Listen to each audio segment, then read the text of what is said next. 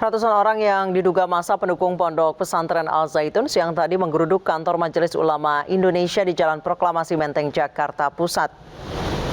Dalam aksinya, massa menuding MUI telah bertindak melebihi batas kewenangan terkait persoalan Ponpes Al Zaitun dengan dalih desakan masyarakat serta menggunakan labelisasi ulama. MUI juga dianggap melebihi batas kewenangan. Aksi unjuk rasa ini mengkritisi sikap dan kewenangan MUI sebagai organisasi kemasyarakatan.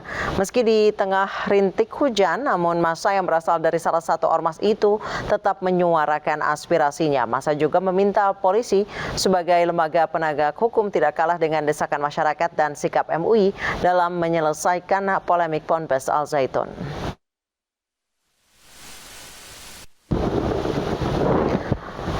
Pemirsa, Menko Polhukam Mahfud MD kerjasama dengan Badan Nasional Penanggulangan Terorisme BNPT dan Densus 88 untuk mendalami dugaan afiliasi negara Islam Indonesia di Pondok Pesantren Al Zaitun.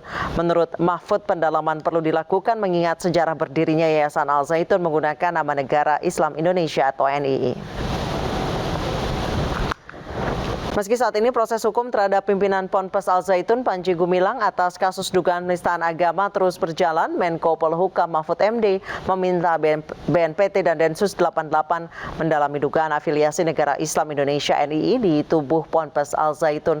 Menurut Menko Polhukam, pendalaman perlu dilakukan mengingat sejarah awal nama Yayasan Al Zaitun adalah Yayasan NII yang terbentuk berdasarkan ide kompartemen 9 NII.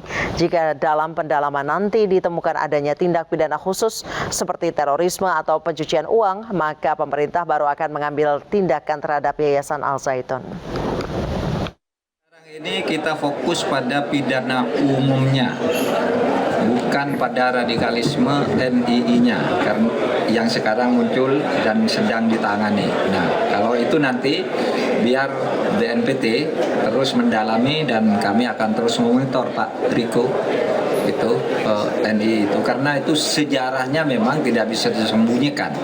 Dulu ya, itu munculnya itu dari ide kompartemen 9 NII. Tetapi di dalam perkembangannya itu menjadi sekurangnya yang dapat kita lihat visitnya itu lembaga pendidikan biasa. Tetapi di balik itu yang sedang diselidiki karena dulu memang latar belakangnya di situ, dan itu ada dokumen yayasannya bahwa dulu yayasannya ya namanya itu Yayasan NII. Mungkin nanti akan masuk ke tindak pidana khusus kalau ditemukan. Tindak pidana khusus itu apa?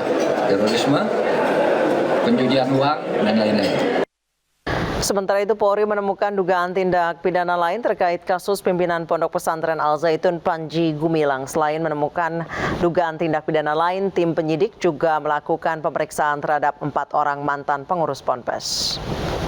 Kami sudah mengirim SPDP ke Kejaksaan, kemudian dari hasil penyidikan yang dilaksanakan oleh penyidik dalam hal ini Kasubdit 1, ya Kasubdit 1 Tipidum menemukan sebuah tindak pidana baru yang kita nyatakan baru, yaitu tentang Undang-Undang IT, di mana ini juga kita masukkan dalam SPDP yang dilayangkan kepada Kejaksaan.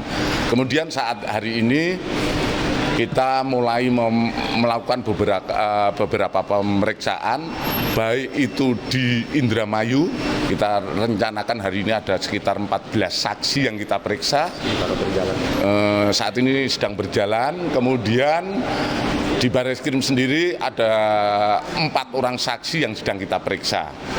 Kemudian dari 4 orang. Viral sejumlah orang sholat berjamaah dengan diimami seorang perempuan di Kabupaten Langkat, Sumatera Utara. Kini polisi mulai mendalami konten video viral tersebut.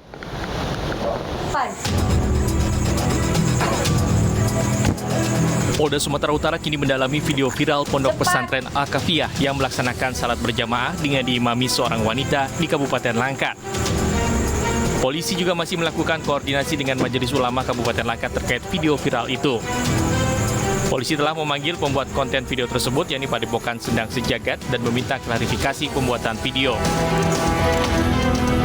Terkait dengan pengakuan, kita tentu juga harus bisa mengklarifikasi hal ini. Nanti Kapolres Langkat dengan teman-teman dari MUI akan menyampaikan penjelasan secara detail apa hasil yang disepakati dari pertemuan tersebut.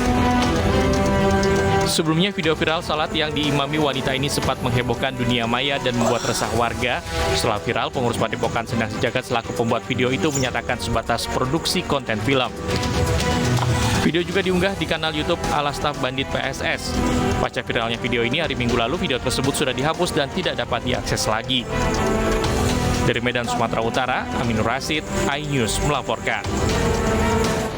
Dan pemirsa, informasi tadi sekaligus menutup jumpa kita di iNewsroom hari ini. Mewakili teman-teman yang bertugas, saya Anissa Dasuki pamit. Selamat malam, sampai jumpa.